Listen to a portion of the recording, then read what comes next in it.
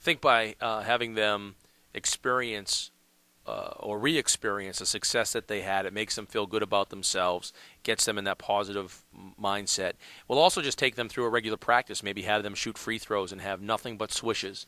And we don't use any negative terms. We don't say use the word not. We always use affirmative statements, that things that we want them to experience. So you're going to make free throws, you're going to hit swishes. And so during the course of the PMI session, they have basically what amounts to a perfect practice. During baseball, I would often do an infield, outfield warm-up, a traditional, usually the coach stands at home plate and hits fungos. I would sit there at home plate without a baseball and actually have the players go through their routine without a ball. So it would be completely perfect. So no kid would ever bobble a ball, no kid would ever miss a fly ball, no kid would ever miss a cutoff man. And to have that sense of everything is perfect, and the kids would snap their gloves and pound their gloves when they're catching it, and the whole team would get excited about being able to have a perfect infield warm-up. And so there are all different techniques that you use, and again, you tailor it to the team that you're coaching at the time. Number 6, other than those techniques, is there any other techniques that are helpful for mentally preparing for an athletic competition?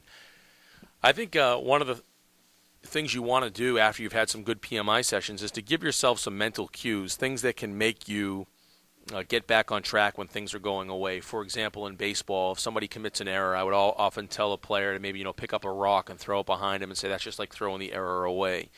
Great shooters in basketball have to have very short memories because you're not going to hit every shot you take, and you need to get to a point where you remember the shots that you took, and you remember the shots that you made, not just the shots that you took. And also, when they shoot the basketball, instead of just shooting it and saying, "Oh, I hope this goes in," it's shoot it, and in your mind, you have some kind of affirmative statement, yes, or got it, or just as you're releasing it, yes, I'm going to make it. So to give players and athletes cues that they can use in their mind while they compete is a very effective technique, and something that I try to get my players to do. Number 7, can you remember any specific examples where these positive mental imagery techniques were successful to your team or any individual athlete? Many times through the years, I've had players that have been able to compete at high levels in high-pressure situations, whether it was tournament playoff games in big crowds or pitchers facing tough hitters. I can remember one of the baseball teams I had. We faced an undefeated team in the state tournament. We were one of the lower-seeded teams, and we upset them in the first round. We faced a pitcher who was drafted by the Red Sox.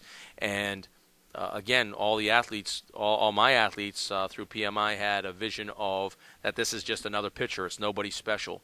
But I think it's instead of talking about a specific example of how it benefits you, I think it's an example of an overall performance. The best athletes are the ones that don't get down, that use negative moments or adversity in athletic competition to fuel the fire and to make them perform at a higher level. And through positive mental imagery, the players learn how to channel that so that they actually take energy and take sustenance from any negatives, and also obviously from the positives. All the good things that happen in competition have to be used for fuel to do better down the road.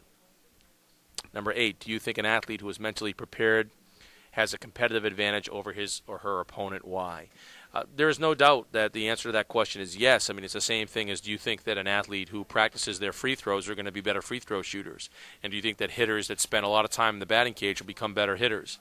Or the javelin thrower who spends time on his own, is he going to get better? There is no question that the players who prepare themselves mentally, that spend time thinking about competition and thinking about how to perform at that level, will do better. I sometimes will give my athletes actually a CD to go ahead and listen to, and I've had players tell me, some of my best players tell me, that they would listen to that every night before they'd go to bed. Some players would kid around about it, and they would say, I would never listen to that, it's kind of silly. And you know what, for the players that wouldn't listen to it, it is silly. But for the players that want to benefit from it, they will benefit from it. But again, every athlete is different. Every athlete will use those types of things differently. Number 9, how much effect do you think a coach has on an athlete when using positive mental imagery as a coaching tool? Why? I think it's always a challenge as a coach to find that fine line between negativity and being positive. I've had times where I felt like I was too negative on an entire season. I'd look back and say, geez, I didn't give enough praise to my team. I was always telling them what they were doing wrong. not telling them what they're doing right enough. And so often you spend time as a coach telling kids what you don't want them to do. You have to spend enough time telling them what you want them to do. And I think the best coaches are the ones that are pretty self-critical and that recognize that they're not perfect. So when you say positive mental imagery for athletes, coaches should do it as well. And you have to say, what do you want the final product to look like? What do you want your team to look like? The same thing can go the other way, though, from a coaching perspective, and I don't think the same thing holds true from an athlete. And what I mean by that is I think sometimes a coach can be too positive. I think sometimes a coach can not be negative enough, and I've had that as well. Times when, and usually, your best teams you're tougher on. The best teams that you have, maybe you're not positive enough. You don't tell them how much you appreciate them enough because you're always trying to push them to the next level. And the teams that struggle sometimes maybe because you're, the humanistic side of you feel bad for them, and maybe so you don't spend enough time, maybe being as tough as you'd want to be. So it's different from a coach's perspective, there's no question, but you have to kind of walk the walk. If you're telling your players that you want them to be positive and you want them to forget the last shot that they missed, and if you're going to yell at your shooter for missing a shot, then how can you expect them as an athlete to do what you're asking them to do? So you have to kind of walk the walk as a coach. If you're going to preach positive mental imagery, then you better include that in your coaching as well. Number 10, for many years, researchers have performed hundreds of studies of the effectiveness of positive mental imagery and drawn up many conclusions. Since you have been performing positive mental imagery techniques for a while, do you think it has a positive effect on the internal success on athletic teams? For the players and teams that want it to have a positive effect, it will. For the players and teams that don't want it to, it won't.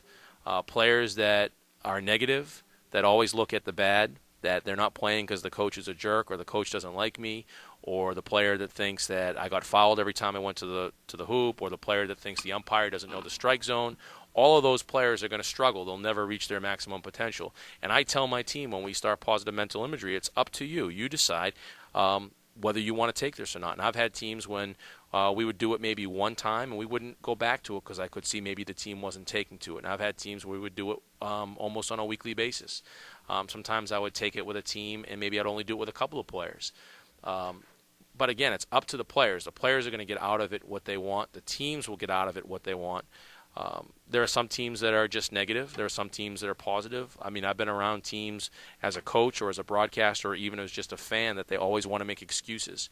Why were they not successful? It's the coach. The coach didn't prepare us. Why didn't I play? Because somebody's a favorite. Now, those are the things. Those types of players are usually not very successful, and they're usually not very successful people because there's always going to be an excuse to be made.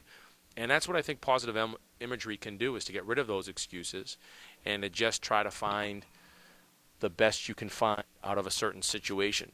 Can you take a situation and look at the positives, or are you going to take a situation and look at the negatives? And are you going to feed yourself positive affirmations, make yourself feel good about what you're doing? Or are you going to beat yourself up, or are you going to make excuses for yourself? And it really comes down to that, what kind of mindset you're going to have. The last thing I would just say about all of that is the positive mental imagery is a very important component, I think, for any athlete's success. But it has to work in concert with the preparation in terms of having real practices. I'm not one of those coaches that subscribes to the theory that an athlete or a team could do no practicing and just do positive mental imagery and be successful. I do feel like it helps dramatically, but I do think that you have to practice. You have to put the work in. And I think when you have those two components, when you know you've been practicing more than your opponents and you know that you've prepared yourself mentally, then I think that the game comes easier to you, and I think that you'll go into competition being ready to perform at your highest level and not being afraid of all the bad things that can happen as an athlete. You're not worried about the negatives that could happen. You're ready to make positive things happen. As a hitter, you're not saying, I hope I don't strike out. You're talking in your mind about making solid contact. As a shooter, you're not talking about, I hope I don't miss. You're talking about making your shots. So all of that stuff works together, the physical side and the mental side.